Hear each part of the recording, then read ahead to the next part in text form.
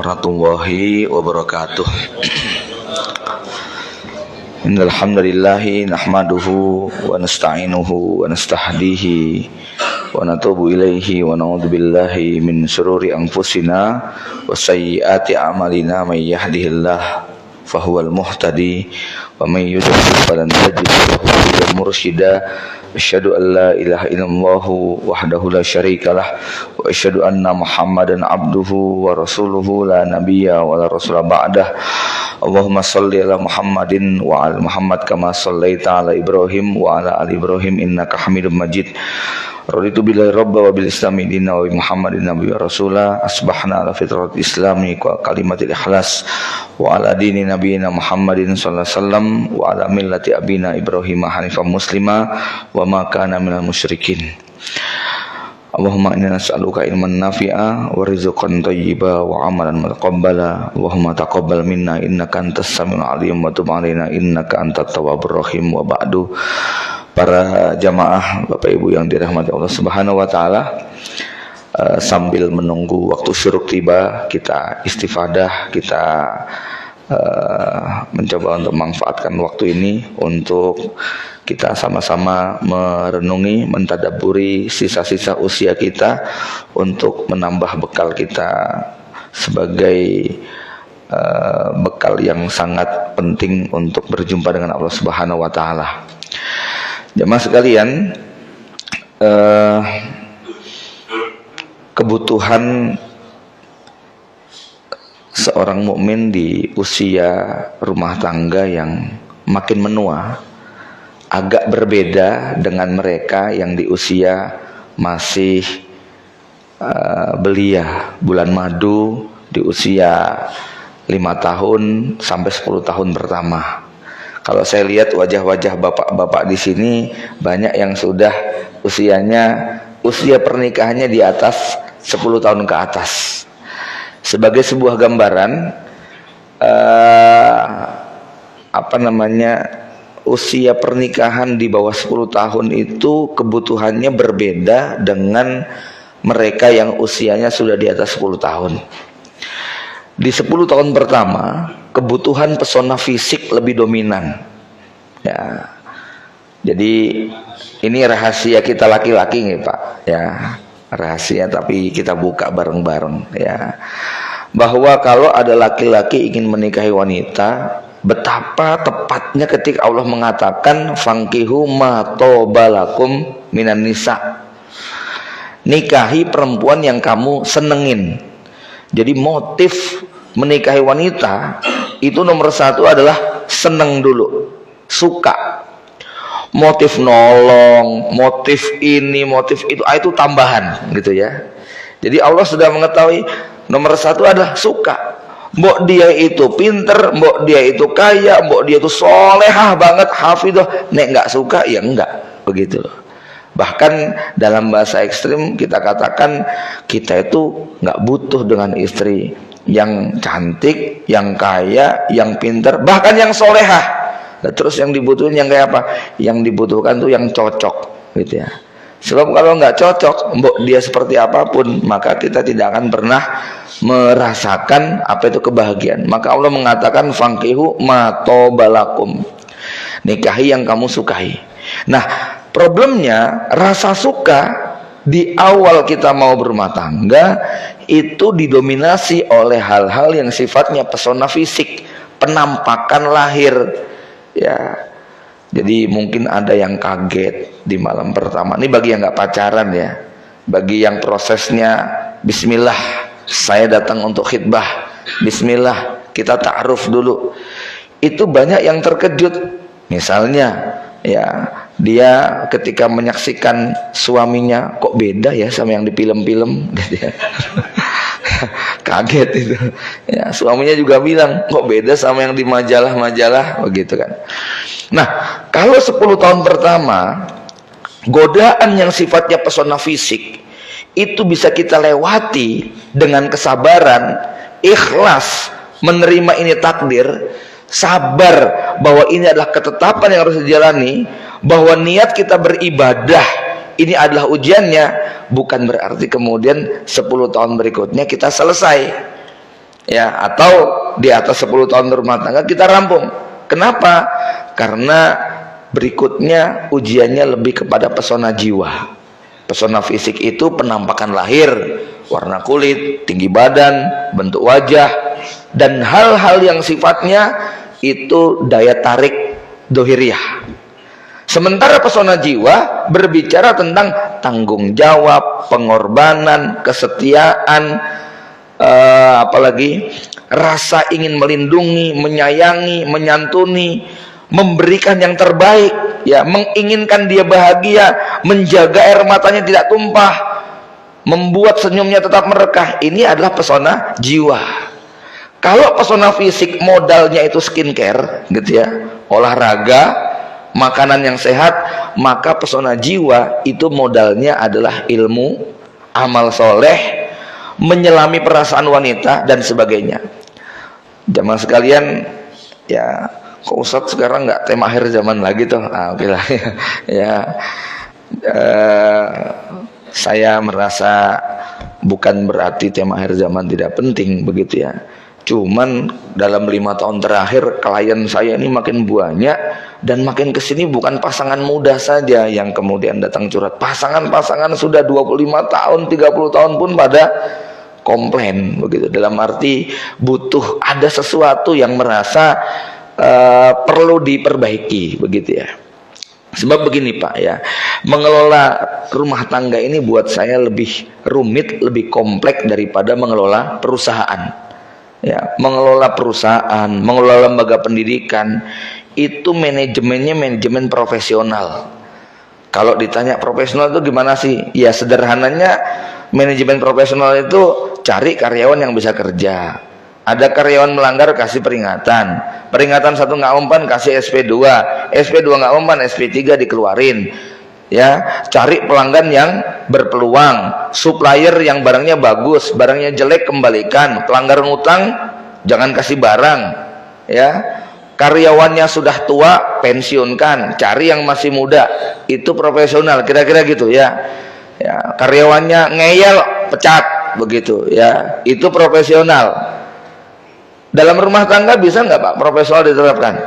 Anak bandel pecat, istri ngeyel ya kasih SP2, gitu ya. Misalnya istri udah tua ijoli selewenan loro, nggak bisa, gitu kan ya. Emangnya dia apa, begitu kan ya. Kita punya cinta, kita punya emosi, kita punya rasa, maka mengelola perusahaan itu lebih sederhana daripada mengelola perasaan. Ya, kita ngelola 150 orang itu manajemen memanage dengan rapat sebulan sekali cukup, perusahaan tumbuh berkembang. Tapi tidak gara-gara ngomong bareng istri tiap hari masalah selesai, ya. Apalagi nggak pernah ngobrol, apalagi nggak pernah rapat, apalagi nggak pernah diskusi, ya. Yang sudah tiap hari diskusi saja belum tentu selesai. Nah, kalau perusahaan enggak. Bahkan kalau Tung Desem bilang ciri perusahaan sehat, kamu tinggal 1 tahun kok berkembang, berarti SOP sudah jalan, gitu ya. Tapi istri ditinggal, bermasalah itu, gitu kan ya. Nggak diajak bicara, nggak dikasih nafkah, nggak di ini, mesti bermasalah nantinya ya. Jadi kalau dalam Quran yang namanya pendamping kita itu kan ada 2. 1, dia diumpamakan seperti pakaian. 2, diumpamakan seperti lahan, ya. Kalau saya menggambarkan tambahan lagi ya, ya seperti rumah lah. Namanya rumah tangga itu rumah. Namanya rumah ya kudu disapu, kudu dibersihin, kudu diservis, kudu direnovasi. Rumah itu kadang-kadang bosenin juga. Ya perlu diapain Pak? Ya di fresh kembali ya, cat ulang, tata kembali supaya ada sesuatu yang baru. Ya, nah balik lagi kepada pembahasan bahwa di 10 tahun pertama godaan pesona fisik lebih dominan. Bukan berarti pesona jiwa tidak menentukan, tetapi hal-hal yang sifatnya fisik lebih dominan. Kenapa? Itu yang mampu ditangkap. Selebihnya biasanya orang nanti nek kurang solehah sedikit bisa didandanin, gitu ya. Nanti kalau belum ngaji tak ajarin, kalau belum bisa ini nanti tak kursusin. Itu rata-rata mindset seorang laki-laki ketika mendapati istri yang dikasih tahu bahwa dia itu orangnya begini dan sebagainya, tapi sudah terlanjur jatuh cinta pada pesona fisiknya. Nah, begitu memasuki 10 tahun kedua dan seterusnya, nanti kita akan merasakan bahwa hal-hal yang sifatnya pesona jiwa jauh lebih menentukan daripada hal-hal yang sifatnya pesona fisik, gitu kan. Ya. Ada cerita yang kita semua generasi saya ke atas, tentu ini sebuah sejarah yang saya yakin semuanya ingat lah ya. Tahun 96 ketika Lady Diana akhirnya harus kecelakaan dan meninggal dunia, ya, dikejar paparazzi yang kemudian akhirnya ada 2,5 miliar penduduk dunia yang ikut bela sungkawa. Ingat banget saya itu omongan tetangga sebelah itu, enggak takziah gitu kan ya, gitu ya. Bapak Ibu sekalian, ingat ya waktu kita zaman kecil, lagunya gimana tuh Pak ya? Mamaku Lady Diana, papaku Pangeran Charles, nenekku Ratu Elizabeth, gitu kan ya. Itu lagu populer banget waktu zaman saya SD. Ya, tentu yang sepantaran saya juga merasakan yang serupa lah, begitu ya. Bapak-bapaknya mesti ingat gitu kan, dengerin anaknya nyanyi kayak begitu. Ya, siapa yang tidak kenal dengan kecantikan Lady Diana? Tapi kenapa kemudian Charles memutuskan untuk selingkuh dengan nenek tua yang bernama Camilla Parker? Ya, ketika Charles ditanya, kenapa Anda tega untuk meninggalkan Lady Diana? Jawaban dia, saya lebih bisa ngobrol dengan Camilla daripada dengan Lady Diana. Lady Diana cantik, cocok buat kondangan, asik diajak pesta. Tapi kan nggak lama pesta itu. Apa nikmatnya saya pulang ke rumah berhadapan dengan boneka bisu yang nggak bisa bicara. Ya, apa maknanya Pak dari cerita ini? Kebutuhan kita setelah 10 tahun ke atas lebih kepada pola komunikasi. Ya, cara kita berbicara dengan pasangan. Kalau tidak di-manage dengan benar, itu isinya cuman menyakitkan. Ya, maka ada survei kecil-kecilan, banyak yang suka datang ke bar, diskotik, pub dan semisalnya itu bapak-bapak umur 45, 50, ya. Bukan untuk selingkuh, bukan untuk berzina, bukan untuk ngapa-ngapa ya. Dia cuman pengen ngobrol sama bartendernya, cuman pengen ngobrol sama ya pelayan perempuannya. Ketika ditanya, ya Bapak kok betah di sini? Ya saya seneng aja ngobrol sama kamu. Emang di rumah nggak bisa ngobrol? Nggak bisa. Adanya cuman dibentak-bentak, disuruh sama dimarahin, gitu kan? Ya. Nah, Bapak Ibu sekalian, ya. Disinilah kita melihat bagaimana Rasulullah SAW mempertahankan pola komunikasi itu sampai usia akhir hayat. Ya, saya jadi teringat kisah Utsman bin Affan di usia 80 tahun saat rambutnya putih beruban, kemudian menikah dengan seorang wanita yang bernama Nailah. Lalu Nailah terkejut karena yang menikahinya adalah seorang kakek tua. Lalu kemudian Utsman bin Affan mengatakan, apakah engkau terkejut karena melihat rambutku yang sudah putih semua? Demi Allah, tak ada yang kau dapatkan dariku kecuali cinta semuanya. Ya, dan Utsman bin Affan membuktikan bahwa Utsman bin Affan meninggal di atas pangkuan Nailah, terbunuh oleh kaum pemberontak yang berkhianat, yang kemudian Nailah bahkan memutuskan untuk menolak pinangan semua laki-laki yang datang untuk melamar. Bahkan dalam riwayat dia merusak wajahnya supaya tak ada laki-laki yang mau, dan dia mengatakan tak ada lelaki yang lebih hebat dalam mencintai wanita daripada Utsman. Sampai Rasulullah pun menyerahkan 2 putrinya kepada beliau. Demi Allah, seluruh cintaku sudah diborong habis oleh dia, dan aku memutuskan untuk tidak akan menerima siapapun yang datang. Lihat ini ya, Artinya tua bukan alasan untuk tidak jatuh cinta gitu loh Pak, gitu ya. Jadi jangan merasa aku udah gitu-gituan, nggak perlu bucin-bucinan. Enggak, ya sampai tua Allah masih akan memberikan karunia hal itu kepada kita, ya. Nah, pertanyaannya bagaimana kita kemudian bisa merawatnya? Bagaimana kemudian kita bisa menjaganya? Bahwa jatuh cinta itu bukan pekerjaan pasangan muda saja. Bahwa jatuh cinta itu bukan cuman wilayahnya anak-anak yang baru menikah. Yang tua pun punya hak gitu Pak, ya. Ya, rumah tangga itu kan pilihannya dua, apakah dia jadi surga atau dia jadi neraka. Dan Rasul memutuskan untuk menjadikan baiti jannati, rumahku adalah surgaku. Ya.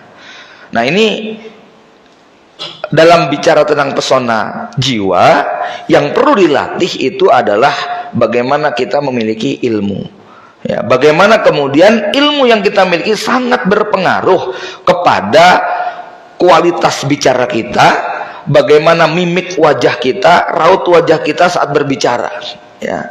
Dan ini dibuktikan Malik bin Nabi itu seorang pemikir muslim Aljazair. Kita tahu Aljazair itu 130 tahun dijajah Perancis, negeri Afrika yang warna kulit penduduknya cuma dua, hitam atau hitam sekali, itu ya. Sudah hitam, jelek, budak, bodoh karena nggak sekolah, ya. Ini oleh Malik bin Nabi diminta untuk mengajari mereka menulis, membaca, dan sejumlah ilmu yang lain. Subhanallah nih, budak-budak ini dikumpulkan, diajari menulis, membaca. Wajah mereka, kata Malik bin Nabi, kusam, senyumnya hambar, tatapannya tanpa harapan, wajahnya datar, seperti nggak punya masa depan.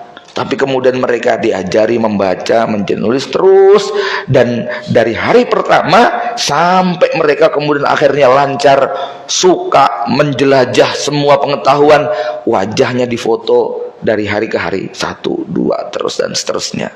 Dan foto itu kemudian dijejer dari mulai mereka latihan sampai mereka kemudian lulus dalam proses tadi. Apa kesimpulannya? Ini yang menurut saya menarik untuk kita renungkan. Kata Malik bin Nabi, setiap bertambah satu pengetahuan, semakin indah wajah mereka untuk dipandang. Ini kata kunci nih Pak, ya. Setiap bertambah satu pengetahuan, semakin indah wajah mereka untuk dipandang. Mau bukti? Silahkan nggak usah ngaji selama 5 tahun, nggak usah ibadah, nggak usah baca Quran, mesti jenengan jelek semuanya langsung, gitu loh. Bener, serius Pak, gitu loh, ya. Ya. Tapi mohon maaf, jenengan lihat para ustadz, para ulama, kiai-kiai yang usianya mungkin sudah lanjut, kenapa wajah mereka kok teduh dan enak, gitu kan? Kenapa artis-artis itu bahkan berlomba pengen foto sama Ustadz Fulan yang secara wajah mungkin di bawah rata-rata, gitu kan? Bukan karena wajahnya, bukan karena skincare-nya, tapi karena ilmu dan pesona jiwanya, gitu kan? Ya, Bapak Ibu sekalian, maka ini yang harus kita rawat, ini yang harus kita jaga. Pesona fisik itu berapa lama tahannya? Natasha itu iklannya paling 24 kayak 42, 42 kayak 24, gitu ya. Lihat yang di itu ya. Nggak berani tuh menaikkan lagi 52 kayak 25. Apalagi kok 62 kayak 26, itu mesti nggak berani, gitu kan? Ya, ya tetap tua ya tua. Nggak bisa kita pertahankan. Berapa lama kita bisa menahan rambut putih beruban? Berapa lama kita bisa menahan kulit yang berkeriput untuk kembali kencang?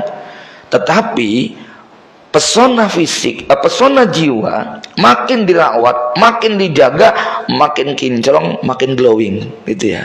Nah, bagaimana merawatnya? Jangan berhenti untuk belajar. Belajar apa? Semua hal yang terkait dengan rumah tangga ini. Cara kita berkomunikasi, cara kita menegur istri, cara kita memahami jiwanya dan sebagainya. Ada orang yang tipenya tuh MKLL. Tahu MKL, Pak? Minum kopi lambat-lambat, 2 jam, 3 jam ngobrol sama dia tuh betah aja, ya. 2 cangkir kopi panas kita minum bareng, 3 jam nggak habis. Kenapa? Obrolannya asik. Kalau orang itu nggak enak diajak ngobrol, itu kopi panas-panas kita habisin cepet-cepet Pak, gitu. Males ngomong sama dia, gitu kan, ya. Ya, kata pepatah Cina, orang yang tidak membaca 3 hari, omongannya nggak enak didengar. Kenapa? Ilmunya ilmu 4 hari yang lalu, gitu loh. Ya, maka harus kita upgrade. Apapun profesi kita, terserah mau kita jadi tukang kuli bangunan, supir angkot, pedagang, PNS. Seorang penyair mengatakan, an-nasu nasani, manusia itu cuma 2. Al-alimu wal muta'allimu, orang yang berilmu dan orang yang mengajarkan ilmunya. Ya, wa ma siwahuma falaysa bin nasi, selain daripada keduanya bukan manusia. Maksudnya bukan manusia yang benar, karena laulal ilmu lakana naskal bahaim.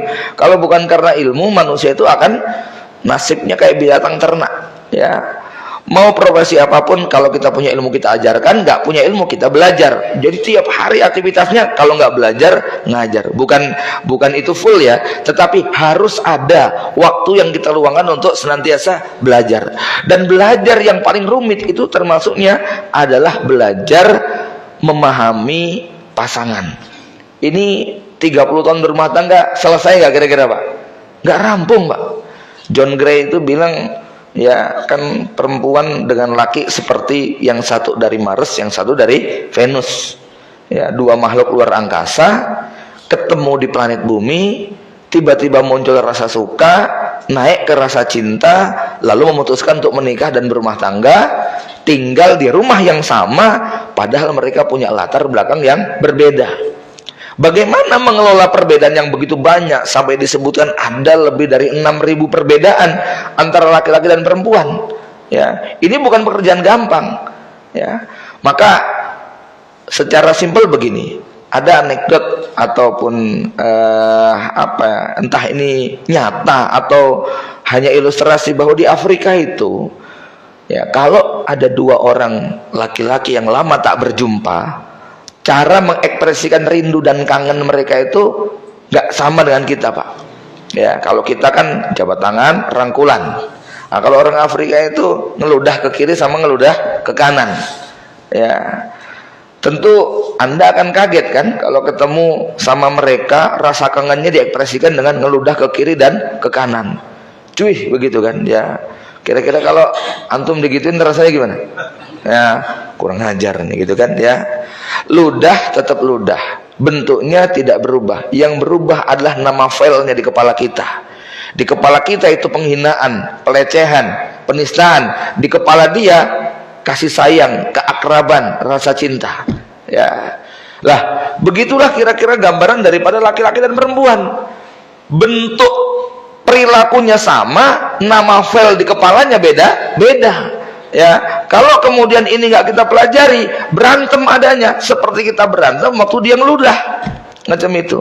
Ya, dan menyelami ini, masya Allah, nggak rambung-rambung Pak, gitu ya. Maka kita nggak bisa bayangin ya, Rasulullah itu kayak apa hebatnya memahami psikologi wanita. 9 wanita semua masuk ke dalam rongga dadanya, nggak ada yang komplain kecuali semuanya diselesaikan. Kita istri 1 aja nggak rampung-rampung gitu Pak. Ya, beliau mampu menampung 9-9-nya. Begitu luas dada beliau untuk dan itu ada yang mengatakan bahwa 9 Rasul itu mewakili kepribadian seluruh wanita di dunia ini dengan berbagai macam tipenya, dan itu bisa diselesaikan oleh Rasulullah SAW. Nah, maka kita tentu tidak pengen ya menua dengan perasaan jengkel, emosi, marah tiap hari.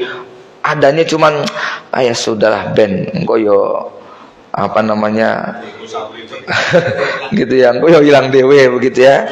Nah, maka ada beberapa rumusan saya ingin tambahkan ya, di mana Rasulullah mengingatkan bagaimana menghadapi mereka ya. Rasulullah bersabda, la yafruku aw la yafrik mu'minun mu'minatan in kariha minha khuluqan radiya minha akhar. Janganlah seorang suami itu membenci istrinya, emosi dan marah kepada dia.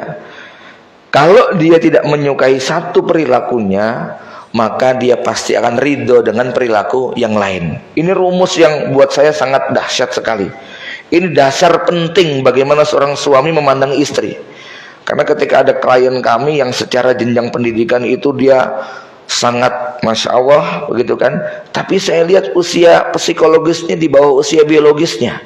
Bagaimana dia cengeng, baper, ngambekan, mutungan ya kepada pasangannya. Lalu saya katakan, Pak, di mata Anda, istri Anda itu mitra, sahabat, partner, atau musuh, lawan, kompetitor?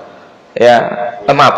Apakah dia itu mitra, sahabat, partner, garwo, sigarenyawa, atau musuh, kompetitor, dan lawan yang harus dikalahkan? Ya, jadi sahabat Ustaz. Lah kenapa? Kok sikapnya seperti itu?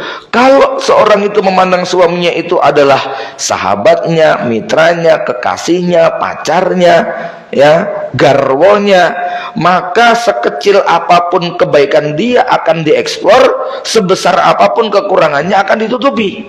Tapi kalau sudah memandang istrinya itu adalah lawan, musuh, kompetitor yang harus ditaklukkan, maka sebaik apapun dia, sebanyak apapun kebaikannya kita akan tutupi. Sebaliknya, sekecil apapun peluang untuk kita jatuhkan, kita akan angkat.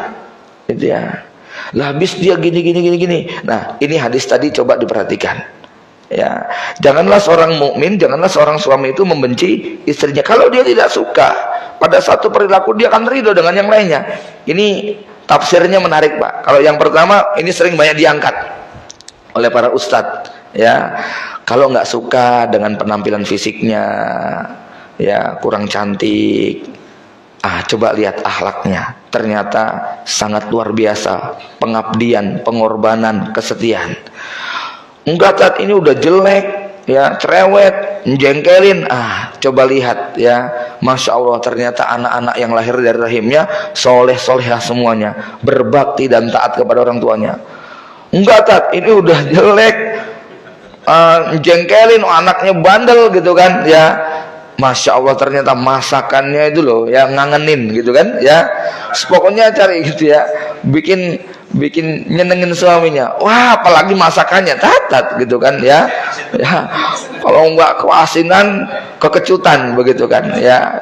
Subhanallah, ternyata walaupun istrinya itu tidak cantik, penampilannya enggak menarik, akhlaknya buruk, masakannya enggak enak, anaknya nakal, mertuanya itu loh cinta dan sayangnya sama kita. Dia lebih cinta sama menantunya daripada anak kandungnya. Bahkan mertuanya sering ngomong, "Le, sing sabar ya, kayak wis gawan bayi koyo ngono." Gitu.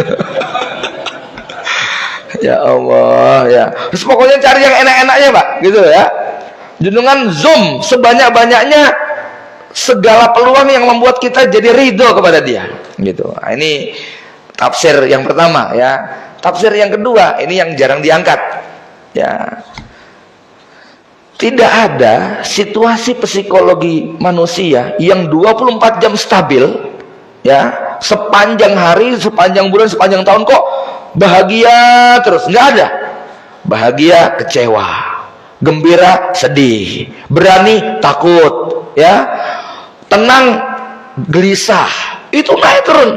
Emosi kita itu seperti roller coaster, bus gini, ya. Gimana caranya? Waktu emosi dia naik, itulah waktunya kita menzoom dan mengambil sebanyak-banyaknya. Waktu dia turun, lupakan. Waktu dia marah, lupakan. Waktu dia gembira, terima. Waktu dia sedih, kecewa, lupakan. Waktu dia bahagia, terima. Ya, jadi rumus menghadapi istri itu adalah seperti kita nonton video IG yang setengah menit, 1 menit gitu ya. Yang jelek-jelek di skip gitu, Pak, ya. Yang enak, yang cakep ditonton sampai habis, kalau perlu di screenshot, kalau perlu di zoom gitu kan, ya. Masukkan dalam file kita sehingga di otak kita adanya apa? Istriku pinter, istriku manut, istriku bahagia, istriku gembira, istriku gini-gini. Nah, yang jelek-jeleknya tadi skip semuanya. Ya. Kalau rumus ini bisa dipraktekkan, kita akan lebih bisa menikmati komunikasi dengan pasangan. Sebab yang nampak di mata kita adalah kebaikan, hal-hal yang buruk itu bisa kita tutupi.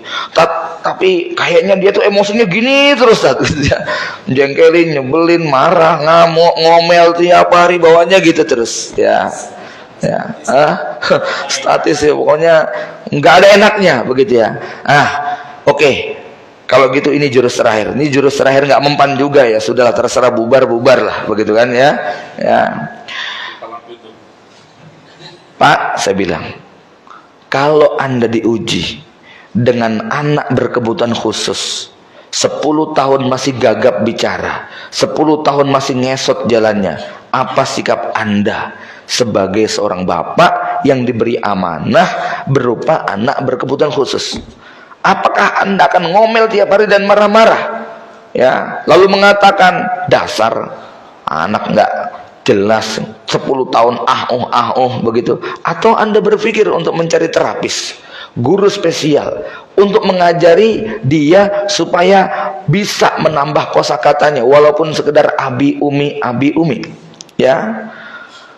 Atau apakah Anda akan marah kepada anak yang jalannya masih ngesot lalu mengatakan, ayo cepat lari, udah 10 tahun masih ngesot aja? Atau Anda berpikir segera mencarikan kursi elektrik otomatis yang bisa membantu dia, ya, untuk memudahkan segala urusannya, ya? Kalau Anda hanya bisa ngomel dan marah, kira-kira anak ini jadi apa? Seperti apa mentalnya? Yang kedua, apa manfaatnya marah-marah kepada anak berkebutuhan khusus tadi? Ya, tentu kita sebagai bapak nggak akan melakukan begitu. Ya, ada dua yang kita lakukan. Satu, kita mencoba untuk meringankan beban dia. Sebutlah diajari ke terapis, sebutlah dicarikan kursi roda khusus. Yang kedua, kita turunkan volume harapan di kita kepada dia. Nggak kita paksa dia jadi pembicara hebat, nggak kita paksa dia jadi pelari cepat. Kenapa? Realitasnya demikian, kan begitu. Ini yang membuat kita dengan dia jadi damai, ya, nggak stres dibuatnya gara-gara harapan kita tidak menjadi kenyataan. Nah, sekarang istri Anda itu adalah makhluk halus berkebutuhan khusus dengan segala kelemahan yang sangat banyak sekali. Mampu nggak kita menerima kekurangan-kekurangan tersebut dengan menurunkan harapan kita? Toh juga masih bisa nikah lagi kok Pak, gitu ya. Ini kalau bahasa hiburannya begitu ya. Boleh kok punya 2, 3 atau 4 dengan tidak meninggalkan yang pertama, ya. Tapi kalau caranya itu dengan mengecewakan, dengan ancaman awas lo, aku kawin lagi lo, awas kawin lagi lo, ya ini tentu saja amat sangat menyakitkan begitu. Tapi kalau kita sudah limpahkan seluruh cinta dan kasih sayang kita kepada dia, ya, kemudian memang, ya, saya mencintaimu, tapi aku juga seorang laki-laki yang butuh logika dan rasa, begitu kan, ya. Saya ingin mengambil hak saya, misalnya, begitu Pak, ya. Itu mungkin jauh lebih bisa diterima, walaupun dengan berat hati oleh seorang istri. Tapi persoalannya bagaimana sikap kita dulu sehari-hari, gitu kan, ya. Cintanya Rasulullah SAW kepada Aisyah tidak menghalanginya untuk kemudian nambah. Ya, bagaimanapun cinta Nabi yang tak tergantikan dengan Ibunda Khadijah, bukan berarti beliau kemudian tidak menikah lagi dan seterusnya. Ini dalam Islam adil gitu Pak, ya. Menjaga rasa, menjaga cinta sesuatu yang diperhatikan, tapi bukan berarti dia tidak boleh memenuhi kebutuhan yang sempurna. Bapak Ibu yang dirahmati Allah Subhanahu wa taala, ya. Singkatnya bahwa pesona jiwa ini cara merawatnya adalah dengan akhlak kita, dengan kualitas ilmu kita. Dan Rasulullah SAW menyebut, Allah Subhanahu wa taala berfirman, wa may yu'tal hikmata faqad utiya khairan katsira. Siapa yang diberi hikmah, Allah akan memberikan kebaikan yang banyak kepada dia. Hikmah itu di atas ilmu kedudukannya. Kalau saya gambarkan, ilmu itu seperti konten, bahan baku, hikmah itu cara meracik, ya. Orang yang ilmunya tinggi, sekolahnya S3 sampai ke luar negeri, nggak jaminan bahwa dia akan bisa berbuat baik dengan pasangan kalau tidak diberi hikmah. Hikmah itu cara meracik. Punya tepung, minyak, telur, gandum, apalagi garam, semua bahan sembako, kalau nggak pinter masak, rasanya nggak enak. gitu kan ya. Dan ingat, kemampuan seorang koki atau chef ya memasak itu juga ditentukan dengan siapa yang akan menguji, siapa yang akan mencicipi. Menurut kita enak sekali, ternyata pasangan kita nggak doyan pedes, Pak, ya tetap aja ditolak ya. Jangan mengatakan ini cabai berkualitas, ini bumbunya dahsyat, juara satu dunia. Iya, dia nggak doyan gimana gitu kan, masa kita paksa. Ini bahan bakunya dan seterusnya, lah dia nggak doyan. Orang Arab itu nggak doyan dengan bumbu-bumbu rempah ala Indonesia, sate yang rasanya sampai dagingnya hilang gitu ya, tinggal bumbunya doang ya. Dia sukanya daging alami apa adanya. Jenengan mesti nggak doyan makan kebab kok nggak ada rasanya gitu kan. Nah di Mekah gitu ya Pak, kebab kok cuma kayak daging dibakar, ya enakan kebab babarafi lah begitu lah ya. Tapi orang Arab nggak doyan dengan kebab gitu. Jenengan yang ke Mekah itu nyicipi apa namanya Indomie Supermie di sana tuh beda rasanya, nggak ada rasanya karena disesuaikan dengan lidahnya orang Arab. Itu lah sama kita ini belajar, dalilnya begini, ilmunya begini. Kalau nggak pintar ngeracik di sana sakit hati gitu loh ya. Tidak gara-gara kemudian ini ilmu ini dari Allah dan Rasulnya, kamu kenapa nggak mau taat? Masalahnya itu loh ya, nggak pintar ngeracik begitu loh. Maaf ya, pispot itu tahu nggak Pak, pispot tempat untuk kencing ya, walaupun itu bersih tetap nggak pantas disuguhin buat minum begitu loh ya. Walaupun itu baru dari pabrik loh Pak ya, minum gitu kan ya. Makanya saya kadang nggak pakai logik, gimana ada orang kok jualan es buah wadahnya pakai kloset itu loh ya. Ada yang cari sensasi gitu kan ya. Ini orang gimana gitu, ngajari akal sehatnya dihilangkan gitu kan ya. Maka bukan sekedar kita belajar, tapi menghadapi perempuan tuh kudu ngerti sela-selanya gitu kan ya. Ya, sensitif banget lidahnya mereka, sensitif banget hatinya mereka gitu ya. Ketika kita suguhi sesuatu dan ternyata tidak cocok dengan selera dia. Nah, kita perlu mengerti nih, mengerti selera ini bukan pekerjaan gampang gitu kan ya. Jadi apalagi lintas budaya, lintas apa namanya pengalaman hidup yang sangat panjang. Nah, untuk mengklikkan butuh waktu, butuh kesabaran. Maka sampai saya simpulkan 90% kasus dalam rumah tangga Pak ternyata didominasi oleh ego suami yang tidak mau merendah, yang kurang memberi ruang bagi rasa istri tadi.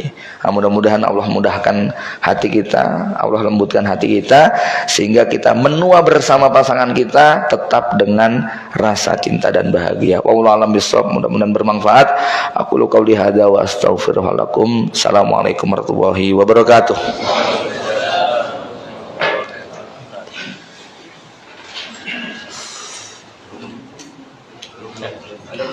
Oh, masih panjang.